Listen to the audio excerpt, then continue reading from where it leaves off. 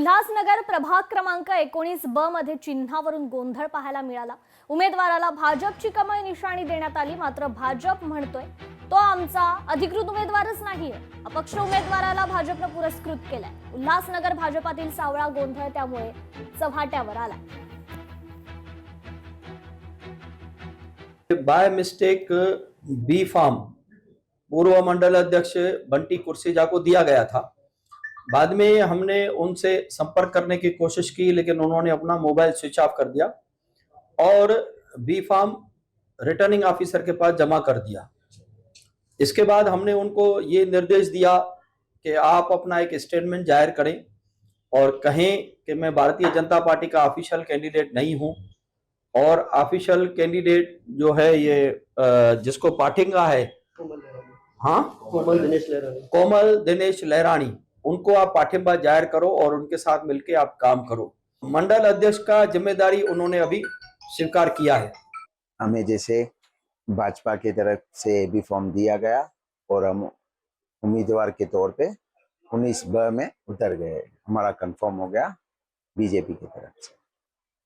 जो अपना पक्ष छोड़ के आज टिकट नहीं मिली, दूसरे पक्षों में जाना ये वो, मैं आज भी पहले भी भारतीय जनता पार्टी से शुरुआत की थी, आज भी भारतीय जनता पार्टी का सिंबल भी हमको मिला है और हम 100% अपनी विजय लाएंगे। तर उमेदवारी डावललेल्या इच्छुकांची चंद्रशेखर बावनकुळे यांनी भेट घेतली आहे। आमदार आणि शहराध्यक्षावर फसवणुकीचा गुन्हा दाखल करा, डावललेल्या इच्छुकांनी बावनकुळेंकडे तक्रार केली आहे। पक्षाची अधिकृत यादी बदलल्याचा आरोप।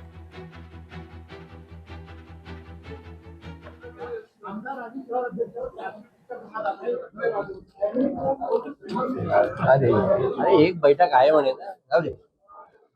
आम्ही चंद्रशेखरजी बावनकुळे यांना भेटून आमची उमेदवारी जी काढण्यात आली आहे 17 लोकांची, त्या आणि प्रदेशाध्यक्ष रवींद्रजी चव्हाण यांच्या स्वाक्षरीने ते अधिकृत यादी आली होती। या विधानसभा क्षेत्राचे आमदार आणि माजी जिल्हाध्यक्ष सुभाष कासमगोटवार यांनी परस्पर आमचे नाव 17 लोकांचे नाव काढून त्यामध्ये आर्थिक देवाणघेवाण करून आमचे जे एबी फॉर्म आहे दुसऱ्यांना विकण्यात आले आहे। त्या संदर्भात आम्ही चंद्रशेखरजी बावनकुळे यांची भेट घेतली आणि त्यांना निवेदन दिलं की प्रदेशाध्यक्ष आणि मुख्यमंत्र्यांच्या माध्यमातून चंद्रशेखर बावनकुळे यांना निवेदन दिलं की आमदार आणि माजी जिल्हाध्यक्ष सुभाष कासमगोटवार यांच्यावर 420चा गुन्हा दाखल करण्यात यावा।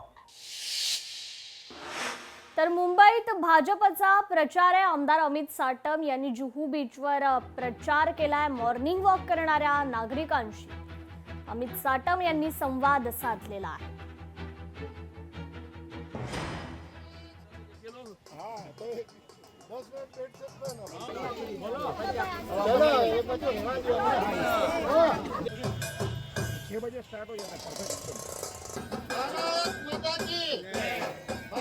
तो देखे लो, हाँ तो 10 मिनट बैठ सकते हैं ना।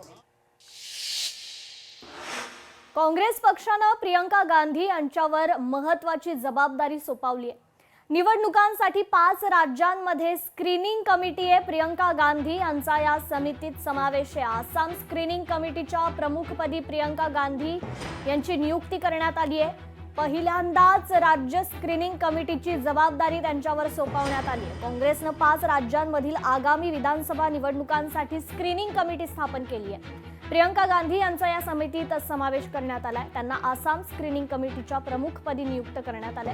काँग्रेस संघटनेतील प्रियंका गांधींची ही पहिलीच मोठी जबाबदारी आहे। प्रियंका गांधी यांना राज्य स्क्रीनिंग कमिटीची जबाबदारी सोपवण्याची ही पहिलीच वेळ आहे।